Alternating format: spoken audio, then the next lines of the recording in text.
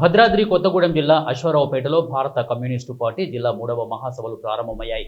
ఈ సభలను ముఖ్య అతిథి సిపిఐ రాష్ట్ర నాయకులు పువ్వాడ నాగేశ్వరరావు అమరవీరుల జ్యోతి ప్రజ్వలన చేసి పార్టీ జెండా ఆవిష్కరించిన పువ్వాడ నాగేశ్వరరావు అమరవీరులకు జోహార్లు తెలిపారు. కొత్తగూడెం శాసనసభ్యుడు కూనమనేని సాంబశివరావు మాట్లాడుతూ డిసెంబర్ 26 నాటికి కమ్యూనిస్టు పార్టీ 100 సంవత్సరాలు పూర్తి చేసుకుంటుందని, కమ్యూనిస్టు పార్టీ అంటే సిద్ధాంతం, ఆలోచన, నిర్మాణం మీద ఆధారపడి ఉంటుందని అన్నారు.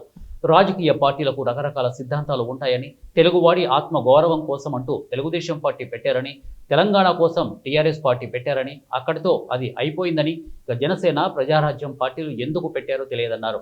బీజేపీ పార్టీది మతతత్వ పార్టీ అని, హిందుత్వం పేరుతో అధికారం కోసం, వ్యక్తిగత అధికారం కోసం మాత్రమే ఈ పార్టీ ఉంటుందని ఎద్దేవా చేశారు. మరోవైపు పెట్టుబడిదారీ వ్యవస్థ బాగుపడటమే కాంగ్రెస్ సిద్ధాంతమని అన్నారు.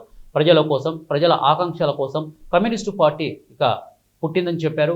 అధికారం ఉన్నా లేకపోయినా ఆర్భాటాలు లేకుండా 100 ఏళ్లు పూర్తి చేసుకున్న ఏకైక పార్టీ భారత కమ్యూనిస్టు పార్టీ అని వారన్నారు.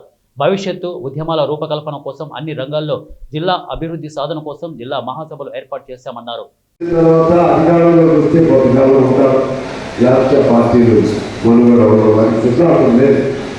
ఒక్కో పార్టీకి సిద్ధాంతం చెప్తారు, సిద్ధాంతం లేకపోతే సిద్ధాంతం పేరు చెప్తారు. ఏం చెప్తారు వాళ్ళు? ఇప్పుడు సపోజ్ పార్టీ పెట్టినప్పుడు తెలుగు జాతి పౌరుషం అనే పేరు చెప్పారు.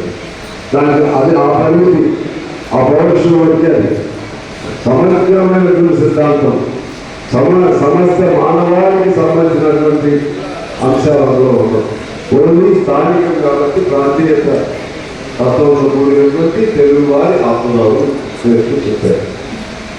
టీఆర్ఎస్ పెట్టారు. ఏం చెప్పారు? తెలంగాణ కావాలి. అయిపోయింది, ఆ పర్పస్ అయిపోయింది. తెలంగాణ వాళ్ళకి తెలుగు కావాలి. జనసేన పార్టీ పెట్టారు. దాని లక్ష్యం ఏంటి? అది ఏంటో లక్ష్యం అంటారు. వాళ్ళ సిద్ధాంతం ఏముందో అంటారు. ప్రజారాజ్యం పెట్టారు. వాళ్ళ లక్ష్యం ఏంటి అంటారు. ఆ రోజున జనతా పార్టీ పెట్టారు. కాంగ్రెస్ ఓడించుకునే లక్ష్యం అప్పుడు వాళ్ళు కాంగ్రెస్ పెట్టారు. కాంగ్రెస్ లక్ష్యం ఏంటి?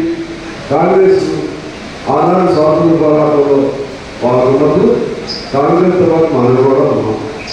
కాంగ్రెస్ స్వతంత్రం కాదు, అది పార్టీ కాదు. 1947 కాంగ్రెస్ పార్టీ కాదు, అది ఒక సంస్థ. స్వాతంత్రం కోసం ఏర్పాటు చేసుకున్న సంస్థ. పార్టీ మన స్వాతంత్రం వచ్చిన తర్వాత కాంగ్రెస్ని తమ రాజకీయ